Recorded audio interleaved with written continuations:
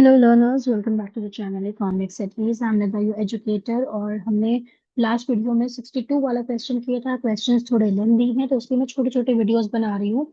आप भी यही करिए कि जो है वीक में या वीकेंड पे आप एक वीक में 4 क्वेश्चंस उसमें अगर सॉल्व कर लेते हैं तो 4 का मतलब है वो 8 क्वेश्चंस हो जाएंगे। बिकॉज अब जो मैं क्वेश्चंस करा रही हूँ उसमें दोनों मेथड से ही आपको कैलकुलेट करना है, चाहे वो कोई भी एग्रीगेट दे सकते हैं। ज्यादातर मैक्सिमम टाइम आपको जो है एनएनपी एफसी ही मिलता है, that is national income, but still. And please tell me in the comment section how you like the series.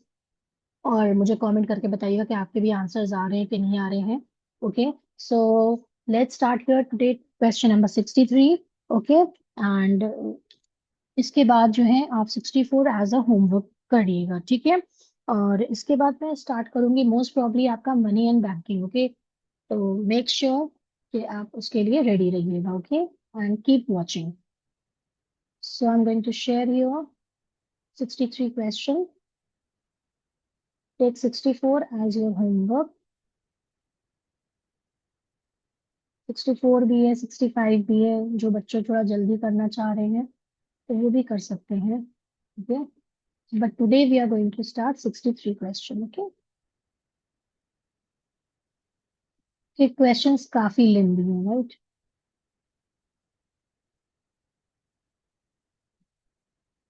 तो पहला आपको पता चल गया है कि एग्रीगेट कौन सा निकालना होता है, इनकम मेथड हो या आपका ये एक्सपेंडिचर मेथड हो या फिर आपका जो है वैल्यू एडेड मेथड हो। तो पहला अगर आप एग्रीगेट निकाल लेंगे जो उसका स्टेप है, उसके बाद जो भी एग्रीगेट बोला जाएगा वो आप आराम से निकाल सकते हैं। ज्यादातर मैक्सिमम टाइम्स यही होता है, right. So let's start here.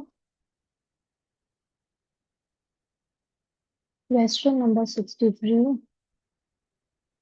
मैं बुक का नाम इसलिए बार बार लिखती हूँ ताकि बच्चे अगर जो बुक्स खरीदना चाहते हैं वो भी कर सकते हैं, और नहीं तो कोई बात नहीं, मैं तो शेयर करती ही हूँ आपके लिए। जिनके पास ये बुक्स अवेलेबल नहीं है वो शेयर करती हूँ कंटेंट, तो आप इसका स्क्रीनशॉट ले सकते हैं। Okay, now let's see here in which in question number 63 what they are asking here. Again देखो, कैलकुलेट करना है मुझे क्या, जीएनपी एट एमपी। अब देखो ना, जीएनपी एट एमपी बोल दिया है, किससे कैलकुलेट करना है, इनकम मेथड से और एक्सपेंडिचर मेथड से। यही मैं आपसे कह रही थी कि कोई भी आपको अगर एग्रीगेट दे दिया जाता है तो फर्स्ट स्टेप अगर हम कैलकुलेट कर लेते हैं किसी भी चीज का तो आराम से हम बाकी चीजों को भी कैलकुलेट कर सकते हैं। Okay, so let's start here. पहला मैं कर लेती हूँ इनकम मेथड, मुझे थोड़ा सा इजी लगता है इसलिए। इनकम मेथड में ज्यादा टफ नहीं होता है, but still let's find out.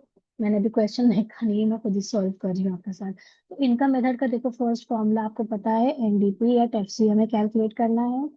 And NDP at FC calculate करने के लिए मैं जो फॉर्मूला आपको बताती हूँ वो राइप एम बताती हूँ मैं।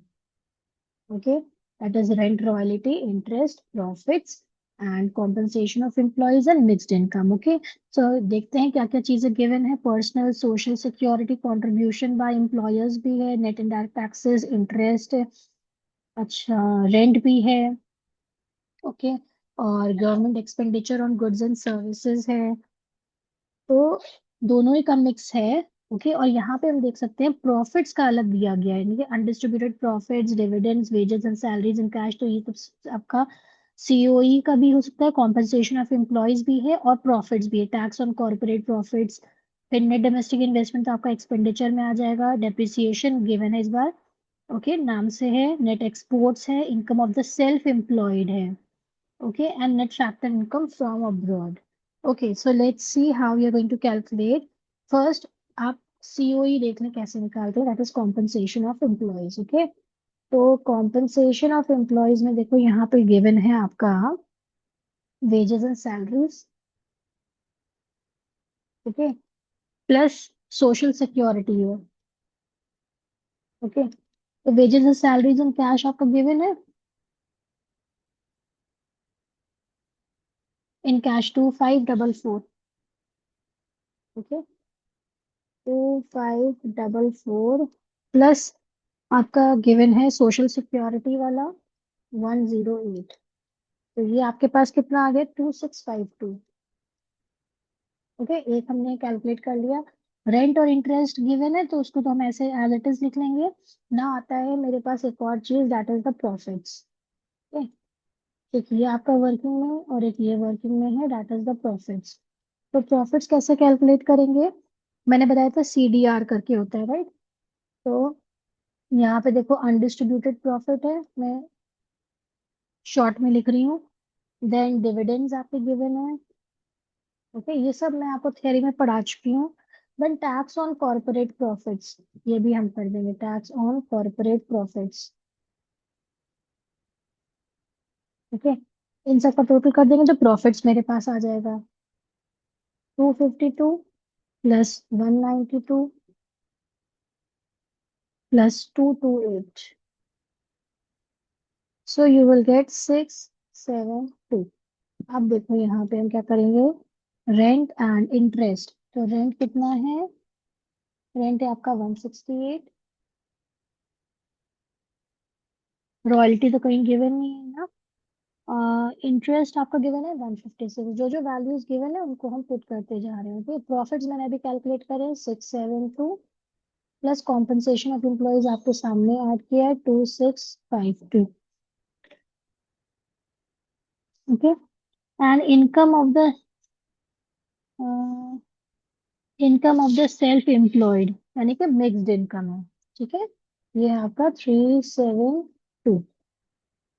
Income of the self employed का मतलब है जो खुद से अपना बिजनेस कर रहे हैं। ओके, तो हो गया सेल्फ एम्प्लॉयड मतलब मिक्स्ड इनकम। ओके, तो इसका सब कैलकुलेट करेंगे तो मेरे पास आ जाएगा रुपीज, रुपीज जरूर लिखना, इस पर वरना मार्क्स कटते हैं। रुपीज 4020। ओके, नाउ दूसरा स्टेप क्या है, मुझे पता है जो भी हमसे पूछा जाता है एग्रीगेट नेक्स्ट, वो मुझे कैलकुलेट, यहाँ पे नेशनल इनकम तो बोला नहीं है तो मैं उसको क्यों निकालूंगी। मैं जो पूछा जाता है वही उसको हमें कैलकुलेट करना, राइट। तो जीएनपी एट एमटी मुझे कैलकुलेट करना, तो मैं लेफ्ट साइड पे रखूंगी। और मेरे पास कौन सा एग्रीगेट है, NDP at FC. Now follow the rules, that is the arrows. Arrows,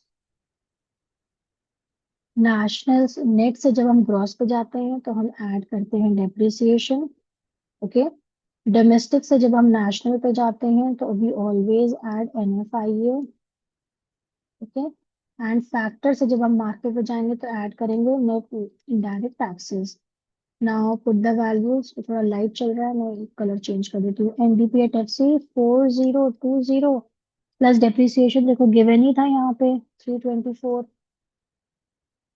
NFIA net factor income from abroad already given है 15, ये पॉजिटिव नहीं है। प्लस नेट इनडायरेक्ट टैक्सेस कहीं पे गिवन है, नेट इनडायरेक्ट टैक्सेस का भी वैल्यू है 216। तो इन सबको ऐड करोगे तो कितना आएगा,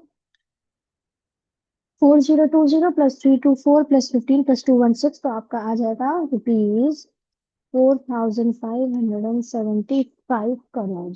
सो this is your GNP at MP by income method. Okay,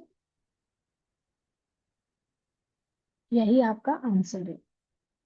okay, तो इनकम मेथड से मैंने कैलकुलेट किया तो ये आया रुपीज 4575।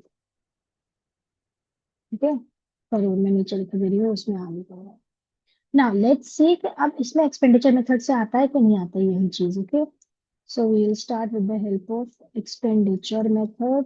एक्सपेंडिचर मेथड का फर्स्ट स्टेप होता है जीडीपी एट एमपी, मुझे कैलकुलेट करना था। और इस एग्रीगेट को निकालने के लिए मुझे कैलकुलेट करने के लिए मिलना चाहिए ये सब कंपोनेंट्स, पी एन प्लस जी प्लस डेंजरस जी। तो अब मैं देख लेती हूँ क्या क्या चीजें में गिवन है। पर्सनल कंजम्पशन एक्सपेंडिचर है 2940। पर्सनल मतलब प्राइवेट।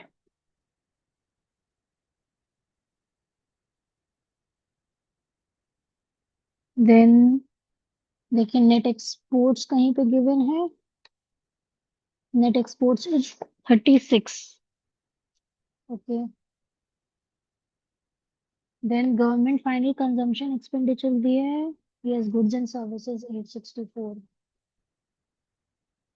और डेंजरस जी में क्या है, कुछ दिया है।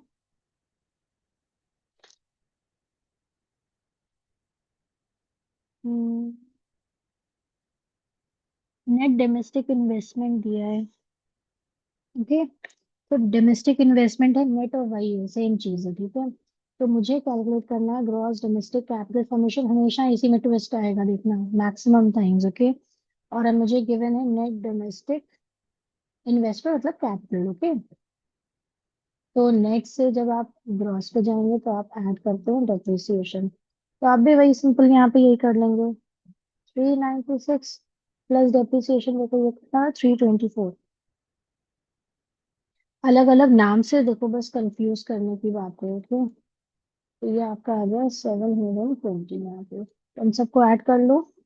2940 प्लस 864 प्लस कितना है, 36 प्लस 720 जो भी है, इन सबको ऐड करके आपके पास आएगा 4560 करोड़। ओके, नेक्स्ट स्टेप जो मेन है आपका, आपको जो बोला गया कैलकुलेट करने के लिए, वो आप कैलकुलेट करेंगे, that is GNP at MP. तो जीएनपी एट एमपी मुझे कैलकुलेट करना है, मैंने लेफ्ट साइड पे रखा। और मेरे पास क्या एग्रीगेट गिवन है, मैं कैलकुलेट करते हुए निकाला GDP at MP, follow the rules, that is the arrows. ये जरूर करना। ग्रॉस से जब हम ग्रॉस पे गए तो कुछ नहीं करेंगे, ओके, मैंने कंफ्यूज करने के लिए आपको कहा था। सो डोमेस्टिक से जब हम नेशनल पे जाएंगे तो we will add NF, right, बाकी सब चीजें सेम है, कुछ नहीं करना है। तो जीडीपी एट एमपी कितना है, 4560 प्लस एनएफआई कितना गिवन है बेटा, देख लो जरा, नेट फैक्टर इनकम फ्रॉम होगा 15। तो 4560 प्लस 15 आ गया rupees 4575 crore, is your answer. तो यहाँ पे भी देखो आ रहा है 4575 करोड़।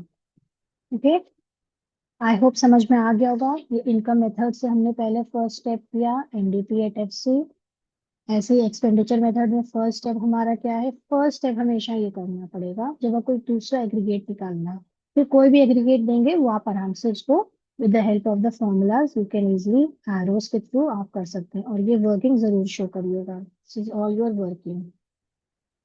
डेंजरस जी में हमेशा ग्रॉस डोमेस्टिक कैपिटल फॉर्मेशन में ही आपको जो है ट्विस्ट एंड टर्न्स मिलेंगे। Okay, so with this we come to the end of this part here. देखिए अच्छा खासा लंबा क्वेश्चन हो जाता है, दो मेथड्स आपको इसमें निकालने पड़ते हैं, कैलकुलेट करने पड़ते हैं, बट मेन इंपॉर्टेंट थिंग क्या है, दोनों मेथड से ही आपका एग्रीगेट का आंसर सेम आएगा। ओके, तो ये क्रॉस चेक हो गया, आप कॉन्फिडेंटली कह सकते हैं कि हाँ भाई मेरा आंसर बिल्कुल सही है। Okay, so just keep on practicing, score good, okay? And if you have any problem in understanding any of the concepts या आपको कोई भी question में problem आ रही है, मैंने इतने कराए हैं, so please go through it. Otherwise, tell me in the comment section. I'll try my best to help you out. Okay? So take care and thank you for watching.